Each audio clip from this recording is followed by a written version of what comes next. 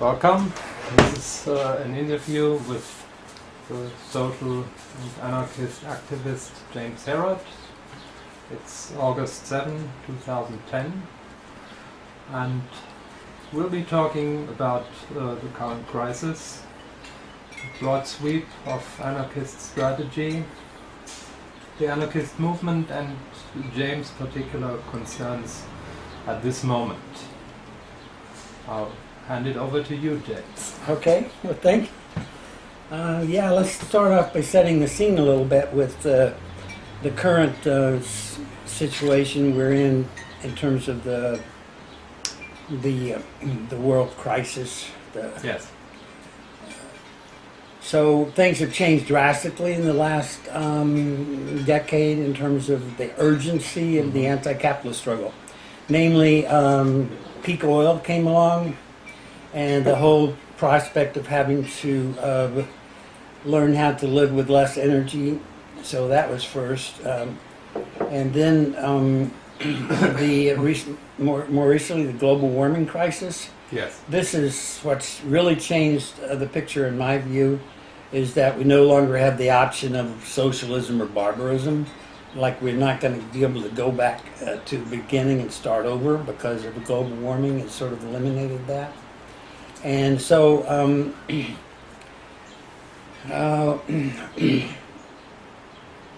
we're in a crisis where getting rid of capitalism is more urgent than ever before.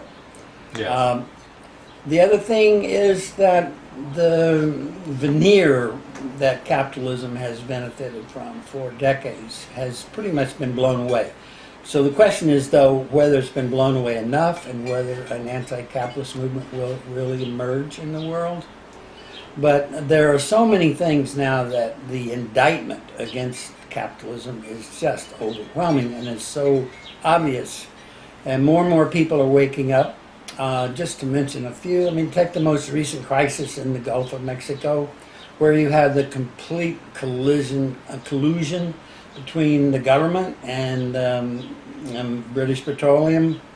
It's just they're working hand in hand to cover up the crisis, not solve the crisis, make sure that liabilities aren't heavy, make sure that the stockholders don't. So here is the Gulf of Mexico practically being killed, and this is just one of the crises. You have capitalism creating obesity on a vast scale because of processed foods. If you just look at food, water, and the impoverishment of dozens of nations with the IMF program, with the neoliberalism. So the indictment against capitalism is just Overwhelming. overwhelming. Yeah. So how can we not? So the question is, how do we get rid of it? Yeah. And, you say there is an awakening among many people.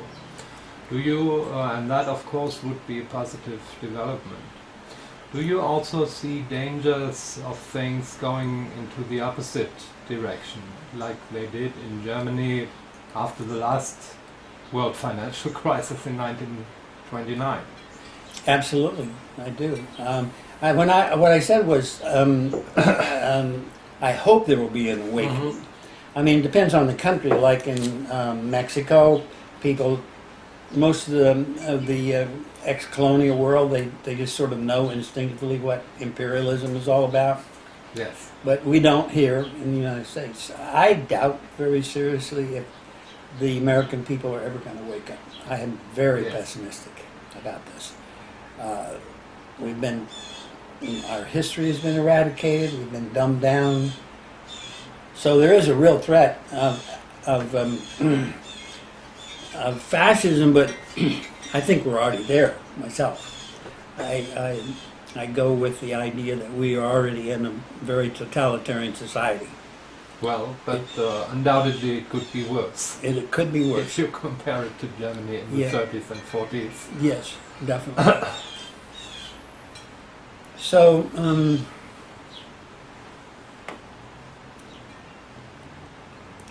so what I focus on, actually, most of my radical life is strategy. Yes. In the 70s, I started out with two questions. What do we want? How do we get there? So for me, the goal has always been a critical thing. I was very disappointed in the 60s. I think one of the reasons that our movement failed is because we could never answer the question, what do you want? Yes. They kept saying, what do you want? And we tried to spell Kind it. of remained very diffuse. Yes, very vague. And so I tried to answer that question. In Yes. 1970, I wrote a constitution called Draft Constitution for our post-capitalist society. Yes. It was for the Panther called Constitutional Assembly. Wow.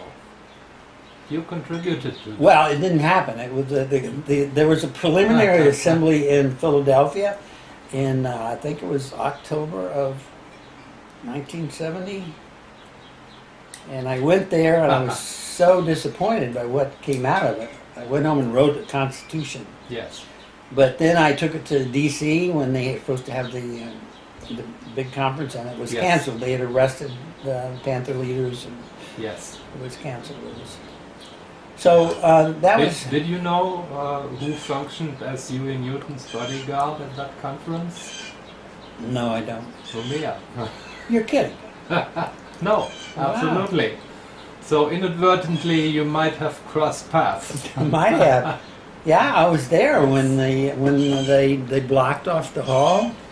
And, Interestingly, many people say that the biggest disappointment at that conference was Huey Newton as a speaker. He just didn't relate to people. You're talking about the Philadelphia The conference? Philadelphia conference. That could yes. be. It was a weird conference. They broke up into workshops. Everybody came back, and the program was basically a social welfare program. They wanted free education and this and that. And the results of that conference were finally published, actually, in George Katsiafikis' book on Yes. the On Black Panther Party. no, the imagination of the new left. He Okay. put it as an appendix there. He had another one together with Kathleen Cleaver, and that was also something with imagination. Yeah. But that one focused on the Black Panther Party. Right, that's a more why recent- I was asking. more yes, recent the book. more recent one. Okay. So anyway, so all through the that was my attempt to get to the goal, and all through the 70s, my strategy work was based on trying to answer or defeat, roll back the O left. I called it the new O left. A lot of people went back into Marxist-Leninism. Yes. So I have papers there on the anti-vanguard. They're basically anti-vanguard strategies. Yes. So that's the. But in terms, let's go to the what I think is the. If you take Yeah. the. Before we do that, one personal question: when and how did you get involved into this in this stuff in the first place? The other day we were talking about you having been in Beirut, in Lebanon, in 1956, as still a very young man. Were you already a leftist or an anarchist at that time? No, that was 10 years. That was. I was at Columbia University. I was lucky to be at Columbia University in 1968 when SDS took over the university. That's the only reason I became radical. Okay. I was not a liberal throughout the 60s because I had read John Dewey as in junior college, and I had a different view of truth, and also that his works were infused with socialist themes. I was never a outright liberal, but at Columbia University in the 60s, it was overwhelmingly liberal, education. And so, but I have to say that before 1968, my circle of friends had gotten very unhappy with with what we were studying, and we started reading more widely. What were you studying? I was in the sociology department Yes. and Middle Eastern studies. I see. And we just got this is not cutting it for us. And so we started reading, and I discovered a little magazine called Anarchy Magazine coming out of Britain, and I discovered the New Left Review, and I discovered G.D. Gates Cole's 5-volume History of Socialism. Interesting. So that was before 68, maybe a year or so before we Another started. one where the two of us have similar experiences. I never really made it into Cole. I'm reading him now. But as a very young boy, I read Bertrand Russell's Roads to Freedom. And he talks a lot about guild socialism. That's actually the ideal he was personally striving for. Yeah. I have that book, but I haven't read it. Of course, I have 7,000 books, right? No, I didn't read all five volumes of GDS. I read, I think, volume 2, the one on anarchy. Anyway, you browse through things and you get a feel for what's going on. So then SDS took over the university. I discovered a radical social philosophy, and then I entered the movement. So I was active in the radical movement in New York City for 5 years, and so forth. So anyway, what about? I want to talk about the anti-capitalist struggle globally. Sure. Okay, here's the way I see what's happened.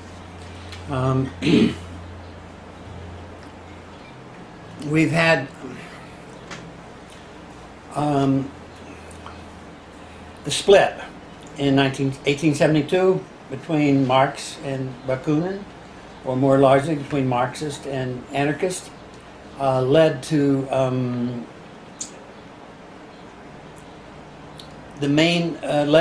two main dominant strategies, anti-capitalist strategies.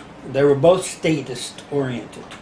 One was capture the state through elections. One was capture the state with armed insurrection, with a revolution. So we have basically the Leninist model of the statist strategy and the Kautskyist or social democratic. Correct. So both of these were two-stage strategies. They first captured the state and then get to communism. So there was a third strategy which was marginalized but nevertheless did have a historical presence, which was the anarcho-syndicalist strategy. And they formed an anarcho-syndicalist international in 1922 in Germany. So what's happened recently? That's part of the history, by the way, that's been almost eradicated from German history, namely that in the interwar years, before the rise of fascism, there had been a pretty strong anarchist movement in Germany. Yeah, the 20s. Few people know it, but it was there. Yeah, and even influenced the art, right? The expressionism, wasn't it? Right. It comes out of, and Landauer was there. Not many people know about this international, but it was large. It was 5 or 10,000 people in 20 or 30 countries. It was an international union, but nevertheless, it wasn't hegemonic or hegemony like the Marxist, the statist strategies were. Those were the dominant strategies. So what's happened recently? Okay, all three of these strategies have been swept from the stage of history. That's why we're in such a great opening now. It's absolutely unprecedented. The Marxist-Leninist strategy is dead. It failed. They captured states in Russia and all over the world. It was basically throughout the colonial war, they used the Leninist strategy to take over the state. Nowhere did they get rid of capitalism.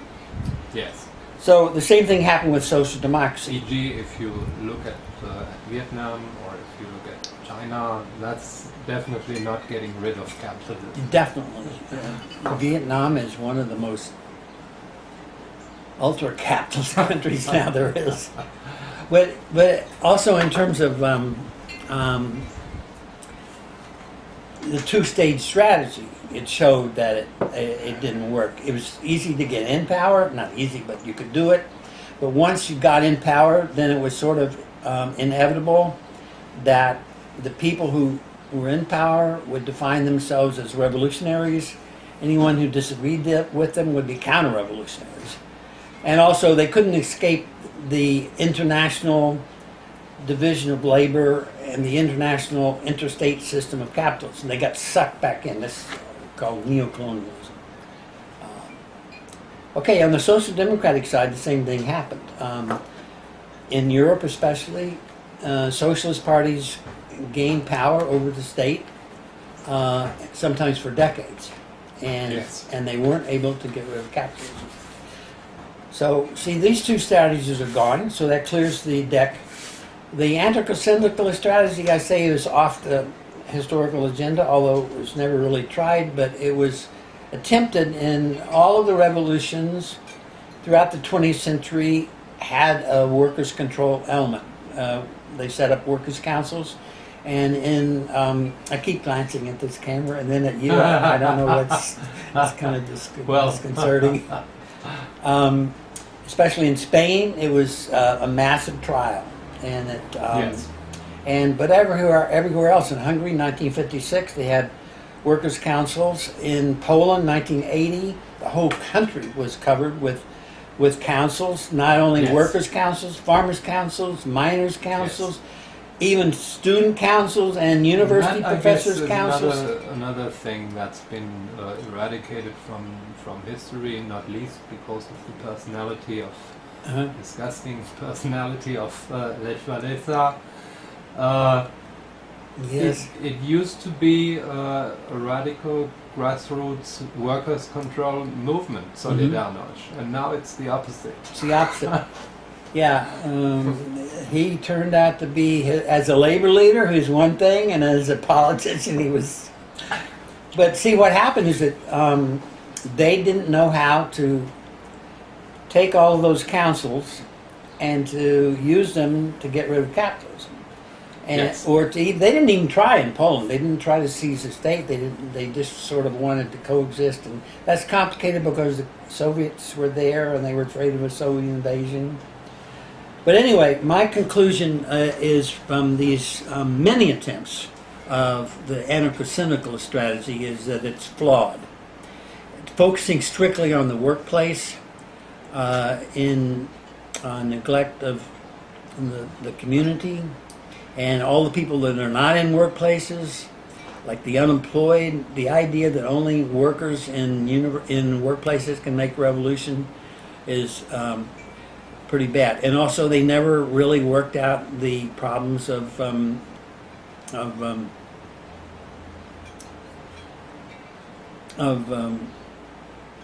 inter-community relations. The anarcho-syndical strategy is, okay, see, the two-state strategies, the both of them, their idea was you capture the state and you use the state to get rid of the state. And this is what never happened. The anarcho-syndicalist image was just different. What they wanted was for workers to seize the workplaces, right? Yes. Set up councils, and then you federate these councils on the local level, regional, and national. You set up a dual structure. And in principle, also international. And should that happen? International, right, too. So then you set up this dual structure, and that way you're able to eventually defeat the capitalist. Okay, this has never worked anywhere. And so what I think we're in right now is a window of opportunity for the remaining strategy, which has been there but never had a presence on the historical scene, anarcho-communism. Yeah. So this is what I think is anarcho-communism. Yes, where it's at. So how would that look like? Well, that's the question. There's a lot of good work being done now, but somehow it doesn't.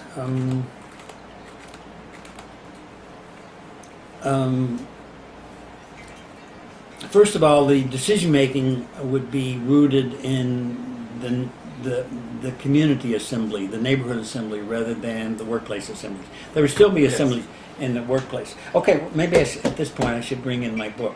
Yes, yeah. Seems like a good idea. What I did was, in 1996, I wrote the core of this book, getting free, Mm-hmm. and creating an association of democratic autonomous neighborhoods.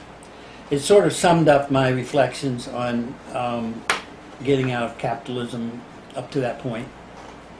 And it's just a proposal. It's not an end-all and be-all. I say right here in the front that creating a strategy to overthrow capitalism is the work for millions, and so forth. And so what I focus on in the book is a three-pronged attack on what I call them as sites of struggle: the workplace, the neighborhood, and households. I add households in as a way of getting control. One of the themes of this book is to take decision-making away from the ruling class. Yes. It's not just seizing the means production. You have to seize decision-making across the board. Yes. And so you say, what would it look like? What would Everything in your whole life. Yeah. Whatever you do, wherever you are. Yeah. Anarcho-communism, you want to know what it would look like. In general, it's easy to map that out. It's a decentralized world. There are no states. There are no borders. There's no money. There's no markets. There's no division of, well, there's no wage slavery. So I suppose I should talk about the main currents of the left and how they're not getting the picture. Maybe that would clear it a little bit. Yes. Okay, so in this country, I can just talk about the United States. Yeah, sure. In this country, we have, we have the conservatives and liberals, and they're ruling class parties, and the meaning in those terms is totally confused now. Yes. Basically, they're corporate parties. Then we have Tweedledum and Tweedledoo. as right, Ralph Nader and puts I won't get into what liberalism means or anything like that, but and I won't talk. Well, and on the right, we also have a very vigorous Christian fundamentalist movement, Yes. and we have these the militias, the extreme right. But on the left, let's talk about the left. Okay, first of all, you have remnants of the old. You have remnants of Marxist-Leninism, and They would be pretty marginal now. they're marginal, but they still have quite an impact because Yeah. they, like the Revolutionary Communist Party (RCP), has bookstores, Yes. and they have a newspaper that's always there. They get it out. They have committed. I used to read their paper with gusto because they have lots of good stuff. Yeah. Part very well researched, but in the last years they kind of committed suicide, in my view, with this absurd cult about their leader Bob Avakian. Oh, that's the most ridiculous You thing. just cannot stand that. Yeah, it's laughable. And he turns out the books, and the trots are still present in the form of ISO. But anyway, I believe that they're morbid and marginalized, and they're not a force actually, but they're still Yes. here. So that's the old. Does that also apply to the ISO? I always thought of them as the sanest part of the Trotskyist movement. Well, they are. They have great analyses of what's going on, the great Yeah. class analysis, but they're still vanguardists. They believe in capturing the state with a vanguard party. I see. This is the thing that distinguishes the. Yeah, sure. Okay, now let's talk about the biggest wing of the left, so-called left, is what I call progressive populist. And these are people like Ralph Nader and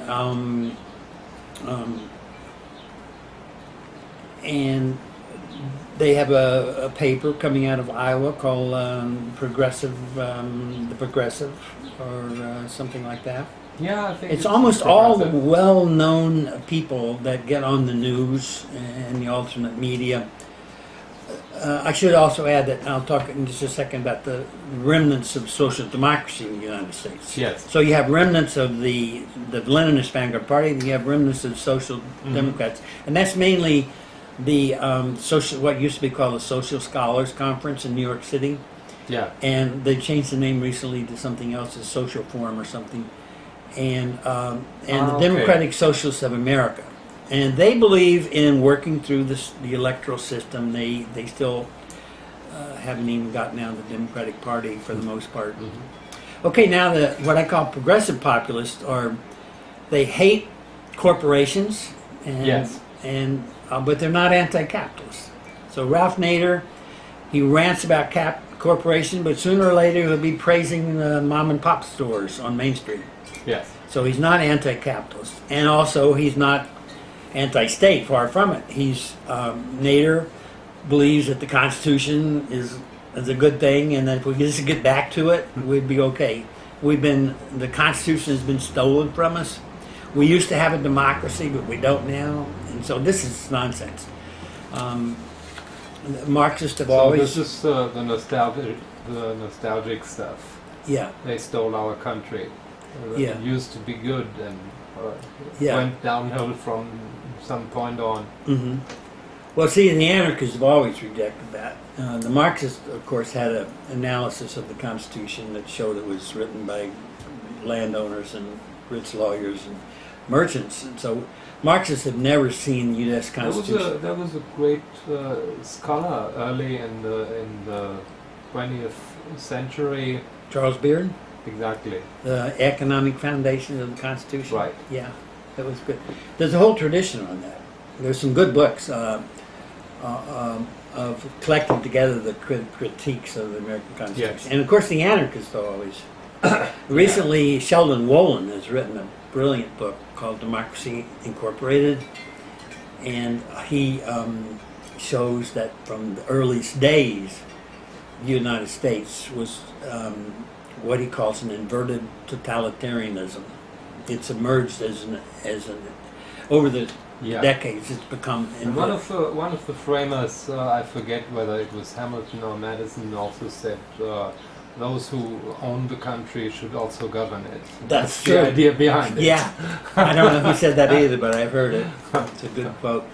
But where Wolin goes wrong is that when he gets to the end of the book and what to do about all this, he can't escape representative government. He talks about the radical democracy, but it's still cast within the framework. And also, he's a political theorist, and he's too much shows the evolution of the state as being separate from corporations. He talks more about corporations than capitalism. See, the state and capitalism aren't separate. They haven't evolved Yes. separately. This is one thing that And of course, that's one of the things I think I have learned from Chomsky.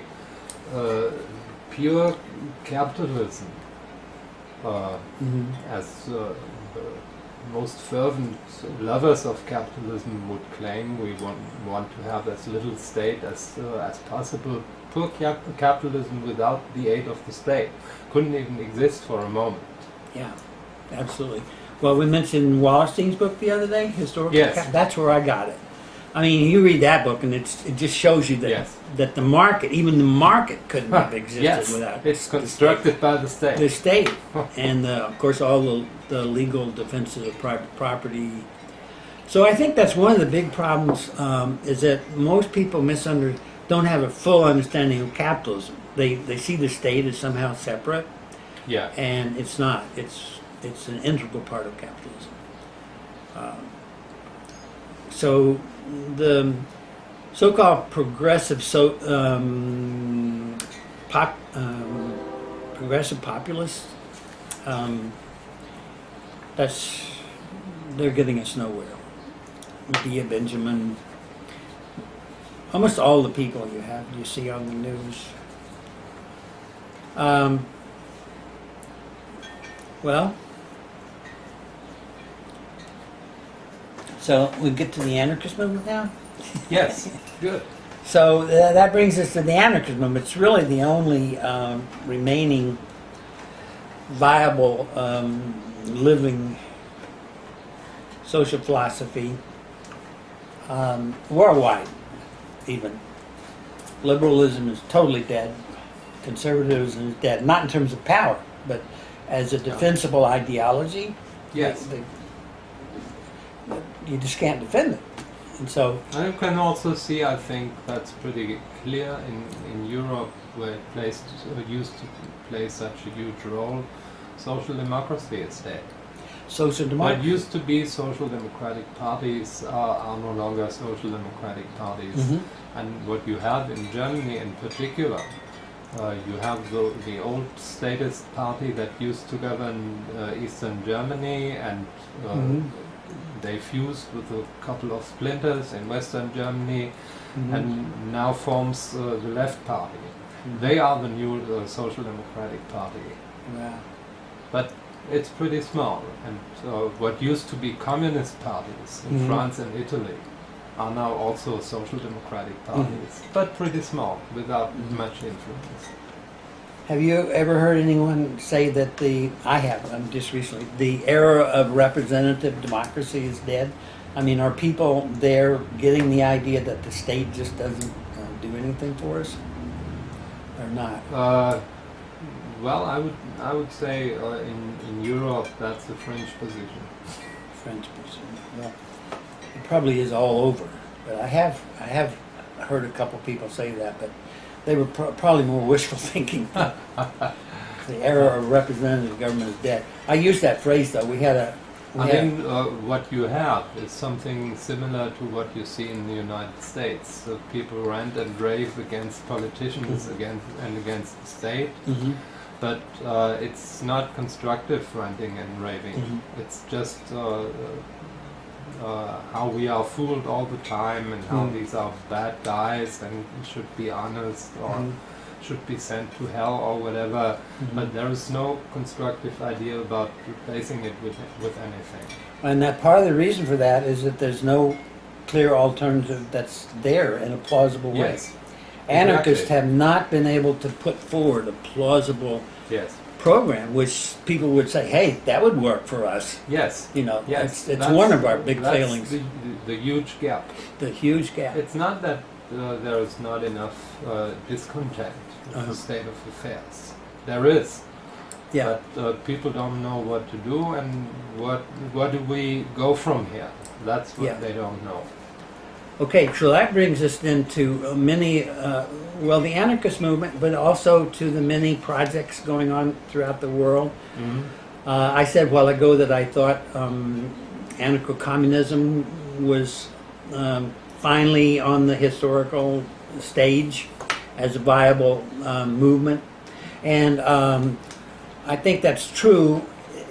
It's not always seen as anarcho-communism, but all these various projects going on in the world, like the water and gas wars in Bolivia, Yes. and the landless peasants movement in Brazil. These are the common ones that are mentioned. Yes. The The ones that, movement of the landless in Argentina. yeah, the movements that have excited me in the last 10 years are the ones that involve neighborhood assemblies. So the great Algerian revolt in 2001, it was fantastic. It lasted for longer than most. It was they burnt the election offices. They drove the police out of the region. They destroyed every government building, and they revived an ancient tradition of village council. So Wow. that lasted for several years, but it's virtually unknown in this country. And Yes. what's happened in all four of these cases I'm going to mention, they got sucked back into electoral politics. Yes.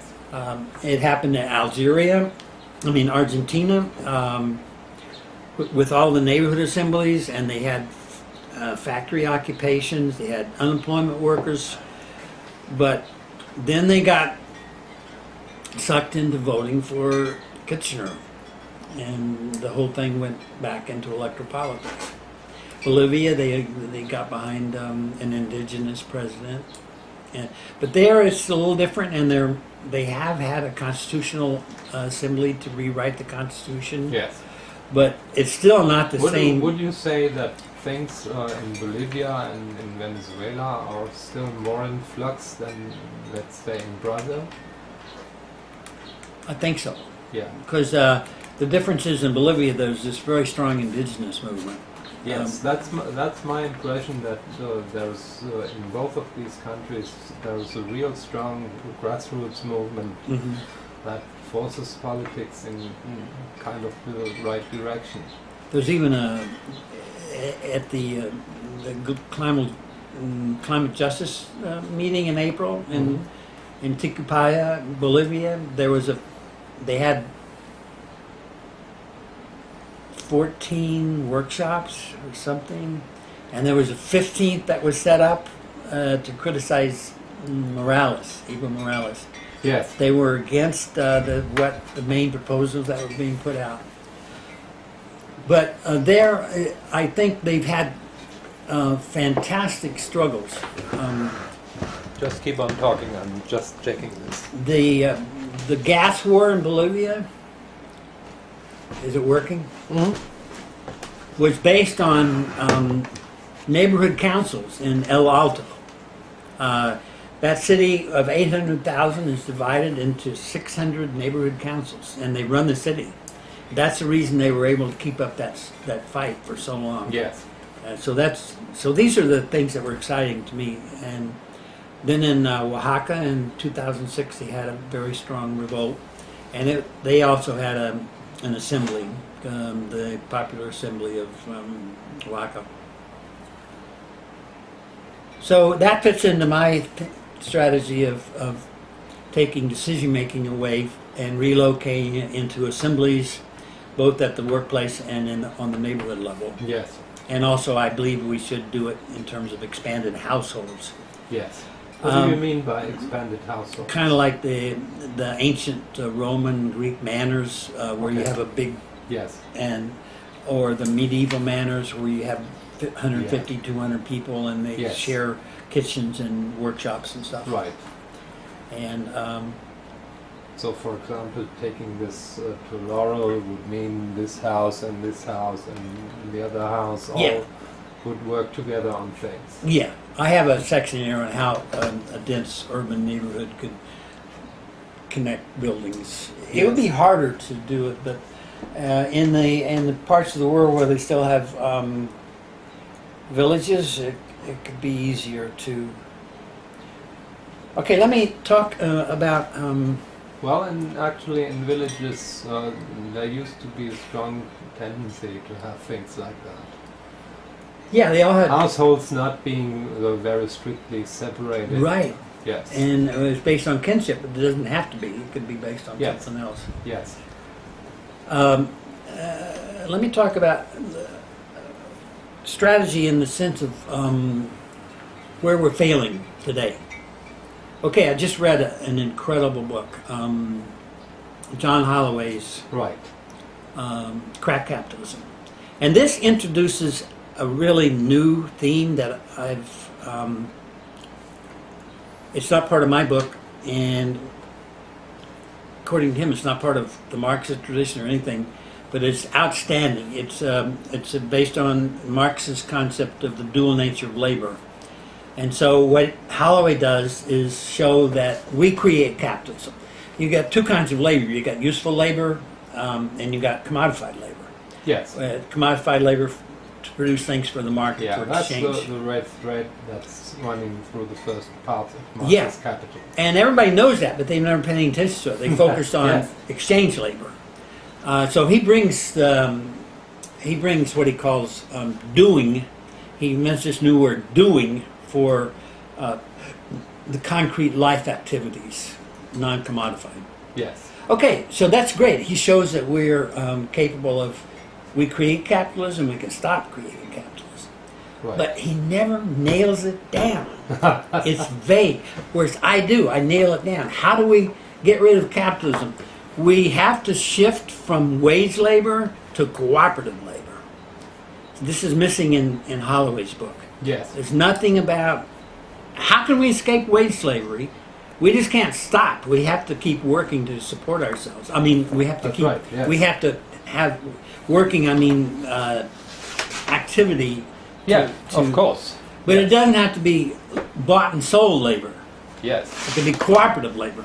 But see, that's the thing. It has to be a conscious effort to get out of wage slavery into cooperative labor, communal cooperative labor. So that's missing. And also missing in his book is any conception or of direct democracy, whereas I've been a strong advocate of direct democracy since the 1970s. Yes. But he thinks that that's just a formal structure, and there's no focus on decision making. How would that look like, direct democracy? Direct democracy is the images of town meeting. You have people get together and they dissent. Okay, that's never been a problem of how to have direct democracy on the local level or within one factory, like one council or one neighborhood council. The problem with direct democracy... The problem starts when it goes beyond that. Went across towns. Yes. Or even across workplaces. International. Workplaces. Yeah. Yeah. Okay, so here's what's been exciting for me lately. And it might be wrong, but I wrote, we established the Northeast Anarchist Network, 2007, 2008, and we were determined not to have delegates because we thought delegates were representative.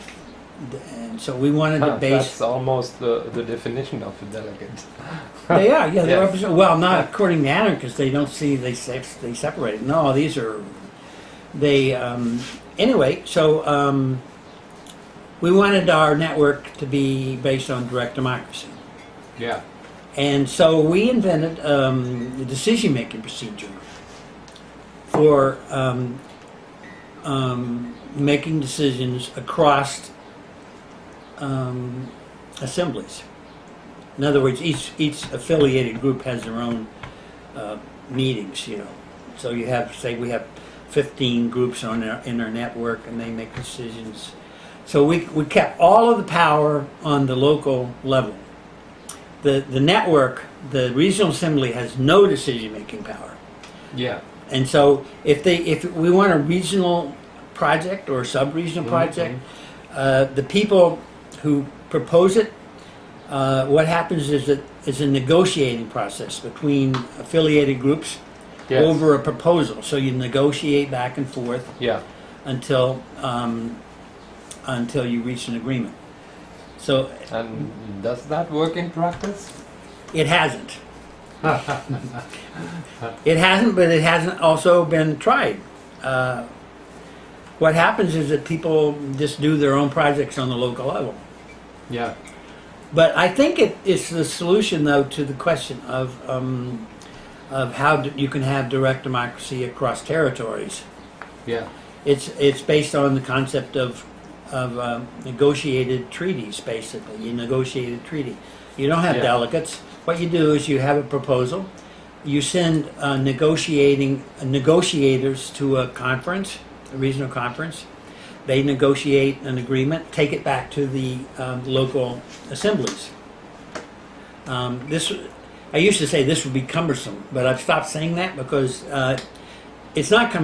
That's the way it is. If we want direct democracy, it takes longer.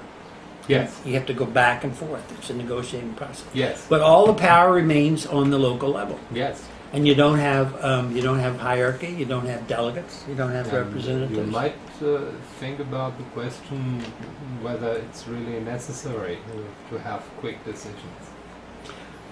That's true. Why are we in That's such also a one of the parameters. Why are we in such a rush? Yes. And we're in such a rush because we live under capitalism and everything is a crisis. Our lives we're in a crisis. Yes. I mean, our very lives are at stake. If we didn't have capitalism, we would have time to deliberate. Yes, that's what we were talking about the other day. Yeah. And also... constant state of insecurity. Right. So this is exciting for me. I wrote up a paper on this. It was called Making Decisions Across Assemblies. Yes. I think it's innovative, and it answers the question of whether we can have direct democracy across territories. So that's a part of my book, Direct Democracy. Yeah. This is one of my disagreements with Takis Fitopoulos, actually, in that brief exchange we had. Yes. When I came to the conclusion that his whole project was flawed. And I mean, the basic framework. I mean, he does fantastic work. He's an incredible scholar, and his chapter 6 in towards an inclusive democracy is very, very close to what I was proposing. But for him, direct democracy refers to politics, the political sphere. Here's his mistake, and he denies this, but it's true. He keeps the categories of economics, politics, and society. These are 3 mainstream categories, and I claim they're false categories. I don't use them at all. I don't divide society into politics, economics, or society. So what he means by inclusive democracy is that he wants to extend democracy to just beyond the politics, into the economy and society, which I guess he means the community structures. Right. And then he adds a fourth, the ecology. Of course. Yes. So he has those 4 things: ecology, social, political, and economic. Well, economic has been there all along in 100 years of anarcho-syndicalist struggles to set up workers' councils. And that was radical workplace democracy. Mm-hmm. So I mean, this is a thing. Of course, those categories of economics and politics are deeply entrenched in our thinking, and it's hard to get rid of them. I mean, you can even say, well, didn't Marx talk about economics? Well, I don't know. He wrote a critique of political economy. For me, what happened is that we had the emergence of radical social philosophy in the 19th century, Mm-hmm. and it so frightened the ruling class, the whole bourgeois culture, that they countered with mainstream social science. They split up social knowledge into political science, economics, and sociology. Those are the 3 main ones. And then we got anthropology. They watered down history so that it became more narrow, and they separated out psychology as sort of a thing. But the main 3 things were sociology, politics, and economics. So this replaced the holistic view that Marx had, and that the socialists, they didn't think in these terms. They wanted to get rid of the pressures off their backs, which are capital. They wanted control of their lives. Even the medieval peasant revolts, what did they want? They wanted to get control of their villages again. And so I think the mainstream socialist... It's interesting that you mentioned that control of their lives, because I've been thinking of giving a free seminar, provided that students get credits for it. Uh-huh. But free, I won't ask anything for it. And the title would be Control of Our Lives. Great title. That's the whole point. Yes. Isn't it? We don't want to be slaves anymore. Yes. So I focus on this wage slavery, but I do admit that I didn't have this concept of Holloway of the dual nature of labor. So wage slavery. Well, I've always had, and I've stated it in my writings, that the objective is to get rid of wage slavery. We're not, and so the whole thing about full employment is nonsense. You know, we want to abolish ourselves as workers, and so, but what he does is he cites all these examples all over the world, like what I was doing before about how it was tending towards anarcho-communism. He cites these examples of people refusing abstract labor. For him, it's doing and abstract labor. So it's ongoing. It's been there from the beginning that we refuse to live by the dynamics of capitalism. The question is, if this has been going on for 500 years, how come our efforts to resist haven't overthrown capitalism? Yes. So that's what I think is the way. He doesn't really show how it's all going to overthrow capitalism. Fact is, in one of the drafts of this book, John Becken asked me, well, does this really get rid of it? I mean, does this really get rid of capitalism? And it was a good question because I list all these things that we could do. You know, all these things. Yes. And let me see if I can find that. General comments on the strategy. Another question raised about the proposed strategy is whether it actually adds up to the defeat of capitalism. Mm-hmm. And I had the same question for Holloway and also the Midnight Notes groups. They're always talking about that capital is responding to the working class, and it's not the other way around. And what I see is the decisive event in the overthrow of capitalism will be the shift of decision-making power from national legislatures and corporate boardrooms to neighborhood assemblies and worker-controlled projects. It is inconceivable that this could happen all at once everywhere. It will be a gradual process, but one, nevertheless, that could take place within a definite historical time period. First, the assemblies have to be created and defended. Then, more and more decision-making power has to be taken away from capitalist institutions, governments, corporations, schools, and returned to local bodies. This will be a slow at first in scattered locales, but the process could gather momentum as it spreads to more and more communities, so that later on, as capitalist structures begin to implode, the transfer of power and wealth back to neighborhood assemblies could be rapid and massive. Okay, now what happens when I propose this? And people say, oh, well, you can't have one strategy. You know, this is not going to happen in one way, the diversity of tactics, and, you know, it's going to be different all over the world.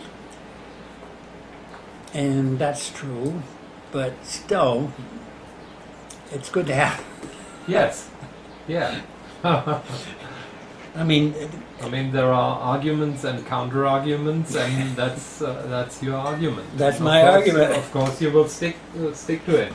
The other question I would immediately have with regard to that, what is called devolution, namely taking decision-making power from the top and putting it down more and more and more to the bottom. It's of course a good process, but what with regard to the inevitable counteroffensive? I mean, the people on the corporate board will not say, too bad, you are taking this away from us, and we go home and do nothing about it. It certainly will do something about well, okay. I addressed that question, and it's a tough one. For instance, we know that, but here's a prefatory remark. Mm-hmm. We know that fighting them on the state level is no solution. Like you might say, well, since they're so powerful, we better capture the state. But we just saw a few years ago in Yugoslavia that they can destroy a whole nation that they don't like. And Yugoslavia was well armed, had a standing army, well-equipped standing army. Yes. And they knocked it back into a pre-industrial in 78 days of bombing. So when you say, well, how can we resist the overwhelming power to defeat us? I think the answer lies in our ubiquitousness. Yes. We have to be everywhere, and this gives us a little bit of an edge. I mean, but just imagine, if a neighborhood tried to withdraw from the system, they're going to be smashed. And so I don't have a clear answer on this, but I do think that we can beat them. I don't think that we can beat them militarily. Yeah. That would sound like a nonsensical idea. How can we ever get, tanks and You get yourself a gun and they will bring in tanks. You Yeah. get yourself a tank and they will bring in the airplanes. The airplanes. That's not going to work. And we don't want to be that. We don't want to be warlike. Yes. That doesn't mean I'm a pacifist. It doesn't mean I don't believe in fighting. But I think we have to invent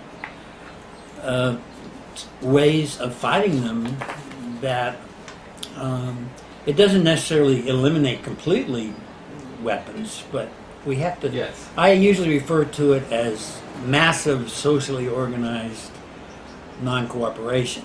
Yeah. But this can get And confused. the best thing in a revolutionary situation would not be to fight it out with the repressive forces of the state, but with most of the cops and the soldiers just walking away from their task, right? Yeah, and also a movement for massive non-cooperative non-cooperation would give them an opening to do that. Yes. It would be a cultural thing. Yes. So I raise this argument, and let's take Iraq. I mean, people say, oh, by the way, this argument over violence, nonviolence is the thorniest issue we've got. It's just a maze. But okay, in Iraq, Tariq Ali, within months, within a few weeks after the invasion of Iraq, said, "Oh, the guerrillas are winning. The United States is finished. I mean, they've lost this war." Okay, here it is 9 years later, and the U.S. is still there. And so I argue that I think the Iraqis would have been better if they had not fought them with guerrilla war, but with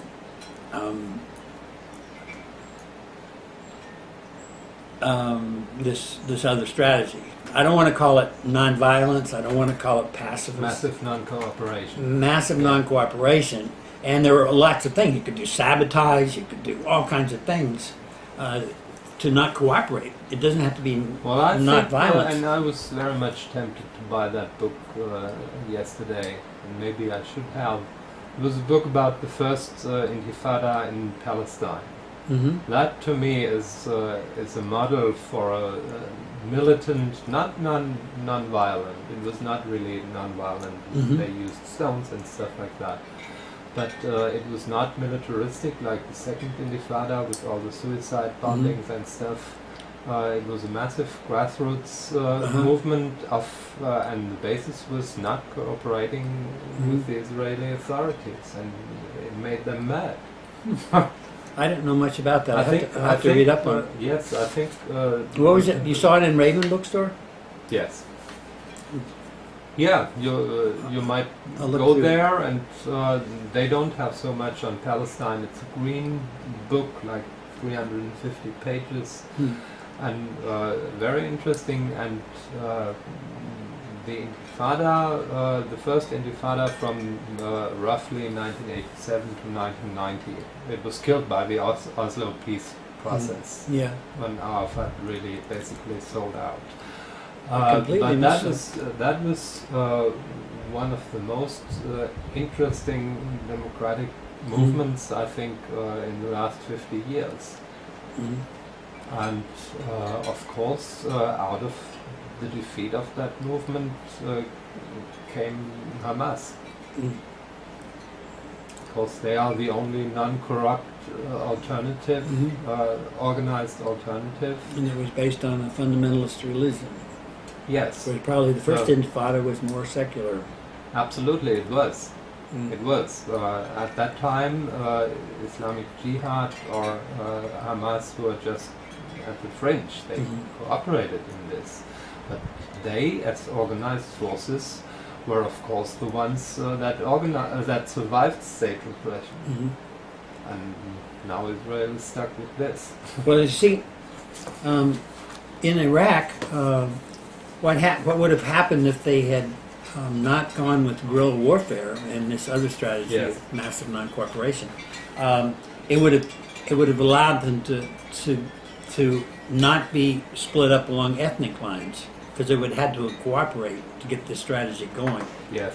Whereas guerrilla warfare, armed struggle. See, once you start armed struggle in a situation like that, it's an opening for the occupiers' death squads to come in. Yes. You don't know where the violence is coming from. So, they can Yes. they can send it. But still, I mean, it's a tough question. I mean, you can't deny people the right to defend themselves. It's tough and thorny, and from Iraq, a place.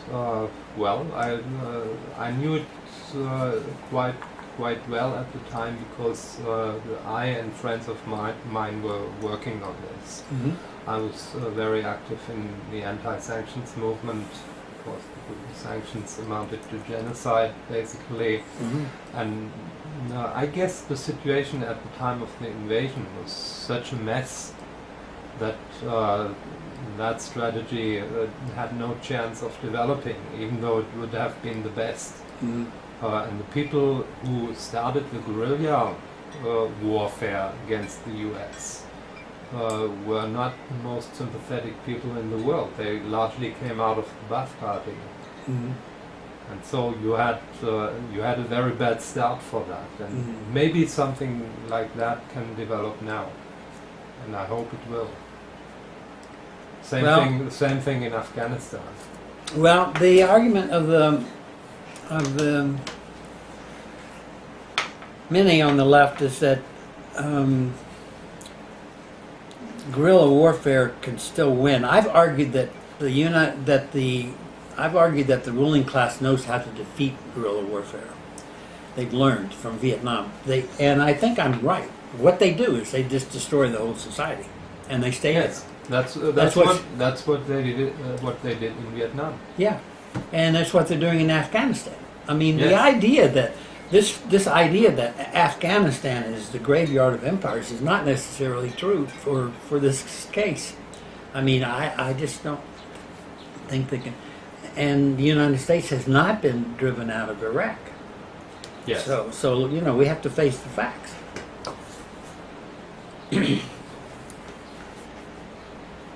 Well, anyway, you know, we never talked about the contemporary anarchist movement. Yeah, so that will be probably the final leg of our talk. Okay.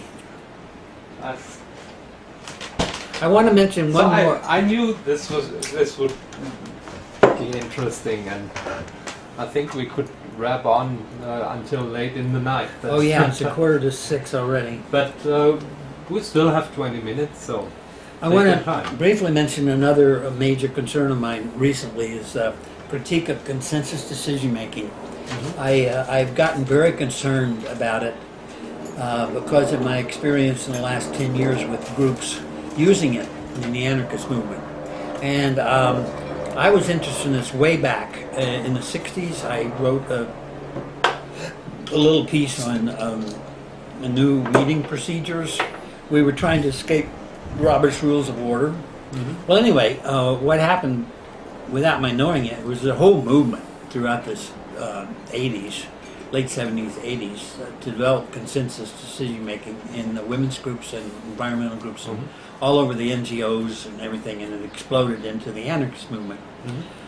But when I came into when the new anarchist movement burst on the scene in 1999, and Yes. I got connected with that, what's happened is that this whole culture of consensus. By 1999, you mean Seattle?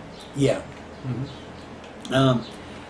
This whole there's just an assumed culture of how meetings work now, and it's never really consciously decided upon how the meetings are going to be run. And I've developed very uneasy feelings about it as being very stifling and authoritarian, and Yes. against dissent. The whole It's supposed to be non-authoritarian. supposed to be non-authoritarian, Yes. but it has become, in my view, authoritarian. So I've written some things, and I hope to do. I've collected the materials. I hope to do a paper on critiquing. Basically, it's the correct way to go, but we have to make sure we don't fall into traps. Yes. Like they have these vibes watchers. I thought it was a good idea at first.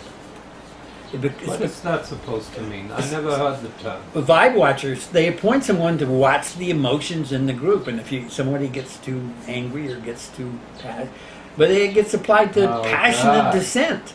And actually, they don't even appoint vibe watchers. Well, That's that's- the whole group. No, that's like in the Boston subway.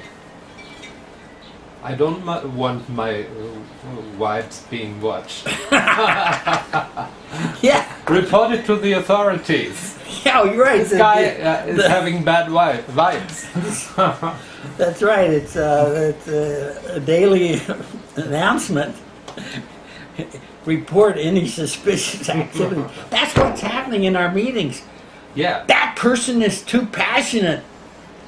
Except they don't use that word. Okay, another concern. I just want to quickly mention these things. Two or three things that I think have to be done yet. Puzzles. One is more work, much more work on imagining anarchy. And I know when the Greeks were here and we listened about the fabulous insurrections there, so I said, well, what happens after you burn all the banks? What do you do next? Yes. They refused to answer. They said, well, that's not what this talk is about. We don't want to talk about the future. That's a complicated thing. You and I can talk about that in person. So I have a paper on this where I outline the resistance to thinking about the future. It started with Marx, and he refused to talk about it. And so I heard it just last month with the Greeks here. They said, that's up for the revolutionaries to decide. The people who are making revolution will decide on what we're going to do. Okay. So my answer to that is... After so many experiences with the revolution going awry, one should know better. One should know better and have some idea of what we want, right? Yes. Aren't we revolutionaries? So that's a concern. Another concern is with, that I'll never get to, but somebody should, is how to abolish money. So that's those two topics. We need a really good book on direct democracy. Somebody to go do the historical research and dig out all the examples and the theory. Yes. To have as a core belief direct democracy and not to have a single scholarly definitive study of direct democracy is just inexcusable. And same with money. How can we, in every other article, say that we want a society without money, and nobody can tell you exactly how it could happen? That's really something where I would like to redirect you to that little book of Russell's, Proposed Roads to Freedom. Okay. Because he happens to have some sensible ideas. That book is interesting in many ways. Okay. One way in which it is interesting is that it barely mentions women, and it's also interesting in that it was written in 1980. He was in 1918. He was in jail for his pacifist activities, and it's still from a rabidly colonialist standpoint. That changed only later on with Russell, who had a very long life and underwent many changes.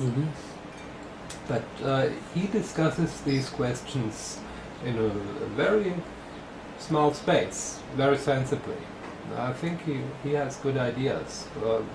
His idea would be, well, money or something money-like might be relevant for luxury articles. And with the rest, he doesn't see any problem to move to that stage that Marx envisaged, to each according to his or her needs. And if you look at that book, it seems eminently doable what he proposes. I've got it in the basement. I'll go get it, go get it and dig it out. Okay, so the contemporary anarchist movement. I've been extremely happy to participate in it for the last 10 years, and I'm glad it came along. But, is that Alicia? Alicia, yes. I can't go into this. Come on, continue.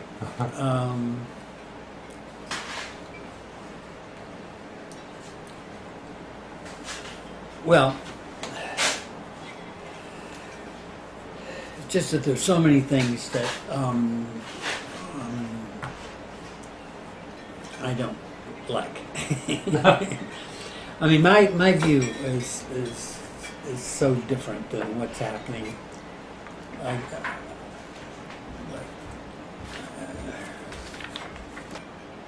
Okay. All right, so so in this book I outline all the strategies that have failed, right? And I still pretty much believe them.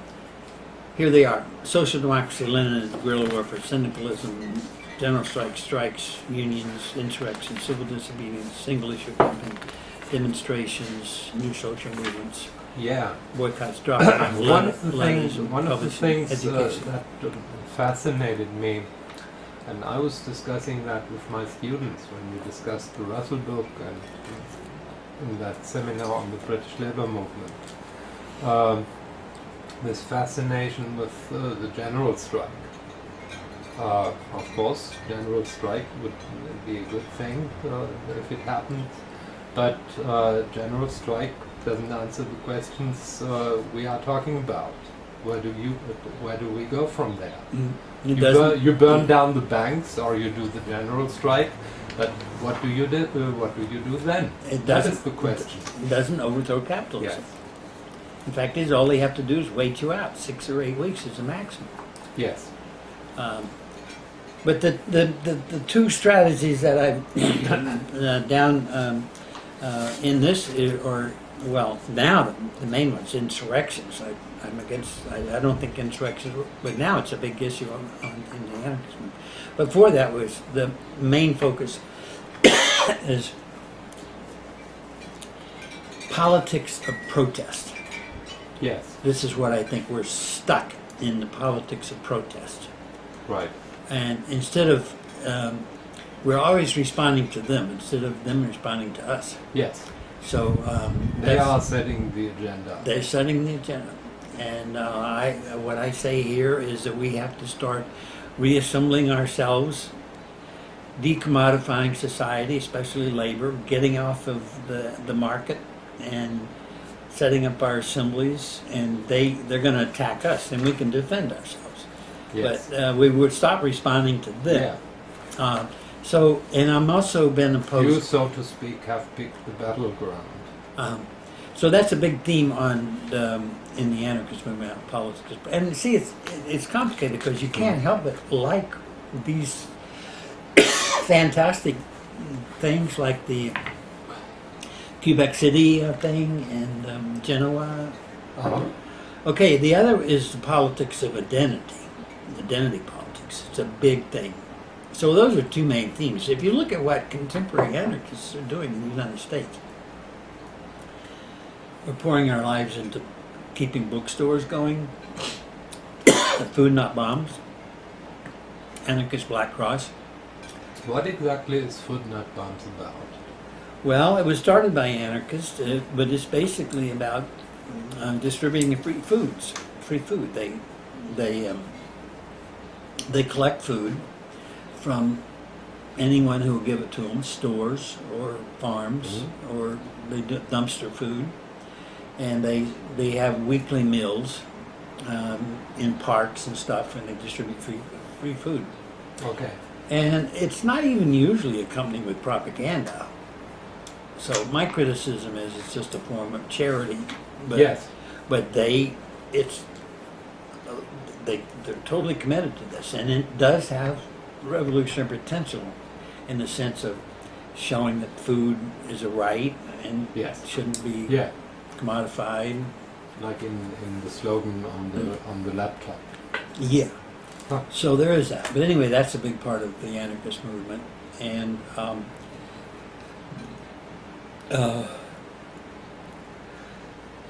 there's just no focus on work at all. We've got these currents: crime think, post-left anarchism, primitivism. They're all in American anarchism.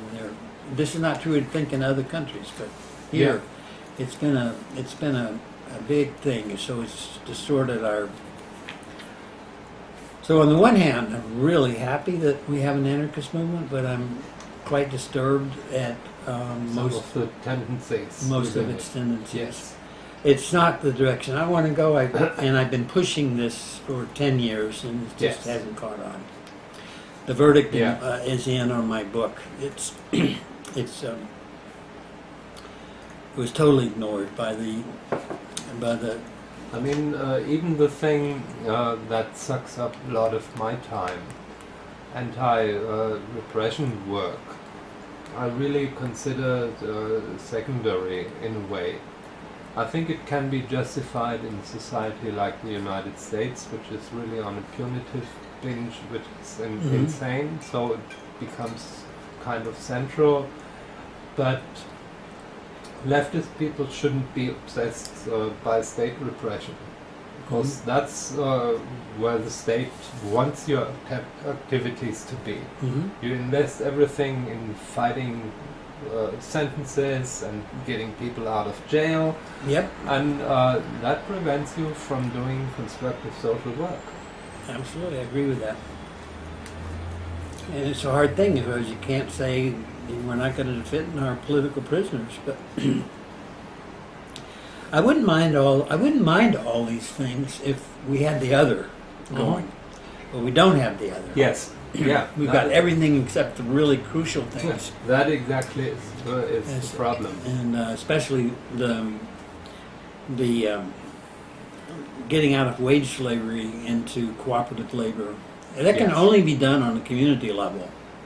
So, Yeah, I remember well the vigorous debates in the 1970s and into the 1980s. What is the primary contradiction mhm, in capitalist society? mhm, Marxist-Leninists would say it's about wage labor, and feminists would say it's about male and female, and so on and so forth. But I think one shouldn't say one thing is more important than the other, but I think all people should agree what defines this society is really is wage slavery. mhm. Well, I would. Even in the period of financial capitalism, it all boils down to wage slavery, and if you don't address that question, any struggle for a revolution is Yep. just hopeless. That's true. Utterly hopeless. I don't object to identity politics because because I don't agree with wanting to liberate these various identities. I object because it has swamped and eliminated class struggle. Yes. They leave wage slavery out of the picture, and so that's why I object to it. Yeah, it's plus it's now kind I of, think that kind of ignoring the elephant in the room. really. So at this point, actually, we need to completely rethink racism and sexism and homophobia and see if we can come up with a better analysis. Yeah. Actually, in Holloway's book, there's a brilliant 2-page critique of identity politics, and he links it to the focus on abstract labor. One of the things that I think has happened culturally in the last 3 decades is that capitalism has proven able to suck up the revolutionary or progressive potential of these contradictions, like being an oppressed homosexual or being an oppressed female, and so on and so forth, and has integrated it into its own agenda. Of course, you can't say nigger on TV anymore. And of course, you are at least supposed to be treating women equally.